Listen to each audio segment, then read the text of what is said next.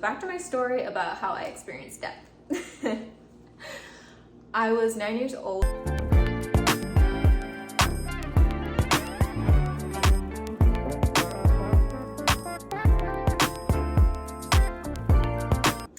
Hi guys, welcome back to my YouTube channel. I'm IshiniW and thank you so much for being here and supporting me. I feel so loved, and this is the way that I want to return it to you guys, is my wisdom, my experiences, and we're going to do another little Ishini TED Talks vibe. So welcome back. We are going to be talking about a topic called how to have a good relationship with death. I know that sounds very morbid, but I have a reason. Because humans are very scared of death, and people put a negative connotation behind death. It's very bad, you should be scared of death, you could die tomorrow, today, all of these things, you know. But I have come to this point in my life where I perceive death very differently than the common human being. I am not scared of death because I have faced death myself. I have seen the white light at the end of the tunnel, which I will share a little later on into our little video. So, death. Death is something to be celebrated. We feel death, or we experience death in many seasons in our life. We experience the physical death, is when someone passes away, and we experience the metaphysical, which is the relationship deaths, the opportunity deaths, the expectations that cause death. A lot of us have a lot of expectations in life, and when we don't meet it, we feel death, we carry that on our back, and we project it onto others when something doesn't go right. And it's a very sad thing to be in, because we victimize ourselves when we experience death. Whether we lose someone precious to us, we're like, I can't believe that happened. God, how could you take them away from me? Like, why would you do that? It's like, do you hate me or something? You know, like, people really experience that painful form of death in their lives, where they become the victim and they're scared of death because it's out of their control, you know. But we have to always remember, death is a beautiful thing. Someone departing this world is to be celebrated, no matter how little or long time that they spend on this earth. It is to be, oh, this little thing flying, is to be celebrated, including the emotional deaths, the seasonal transformations of death. All the death that you experience, you have to give it a different meaning and purpose in your life in order to elevate. If you don't see death as the start of a new beginning, you literally cannot elevate in your life. If you fail that exam, that's a death. That's a death that you have to embrace and let go.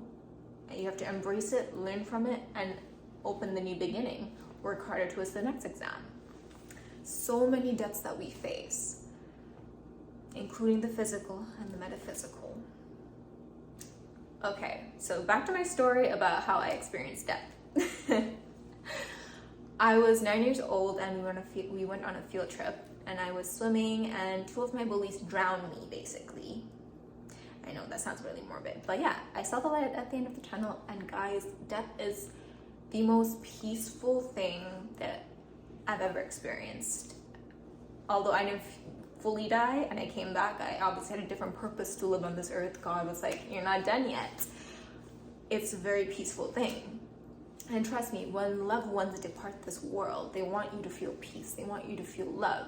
They don't want you to hold any resentment towards others or yourself for not doing enough, for not being enough, for whatever expectation you had in that person's life, in the opportunity in your life. That death that's happening, that ego death that also comes upon humans when you have to let something go. I get it, it's scary, but death is a beautiful thing, because if something's not meant for you, you'll feel death, but that just means a new beginning is coming around the corner, right?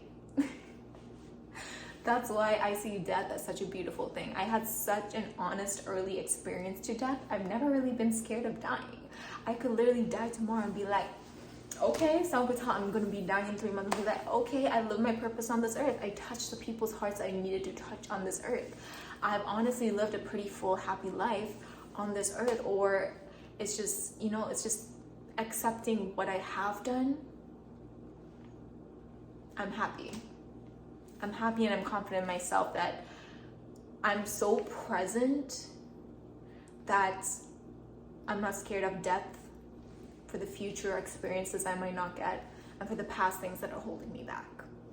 So you have to see death as such a beautiful, intimate experience, and you have to give it a different perspective and meaning in your life in all ways. So don't be scared of death, you guys. Death is a friend for new beginnings. Death opens new chapters, new relationships, new hopes, new foundations, new blessings. And that's why you should have a good relationship with death. Don't fear it, and it's a lot of work to do in order to get to that place in your life where you're not scared of death or you're constantly like mortified of it. But I understand where people are coming from, why they're scared of death. It's because they haven't accomplished something in their life. That's the biggest fear that people experience when they're scared of death. It's that control. Death is basically control and an ego death. That's literally what death is. It's control of an ego death. And your ego loves control. So when it can't have that, when it can't control keeping someone on this earth, when it can't control you getting the opportunities that you want to get, it but hurts you. But remember, no one's in control of your life except you. So you got this. You get to change and give death, your ego death, a whole new purpose in your life so you can elevate. You need to embrace your deaths as lessons, as guides, as manuals to elevate. As it has served a purpose in my life in order to grow.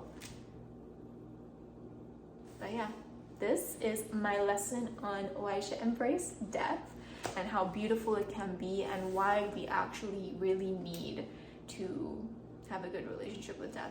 I hope this helps you guys. Let me know what you think about this topic. Leave some comments below on what you'd like to hear next. And yeah, happy Valentine's Day. Bye. Or happy Valentine's month. It's coming up.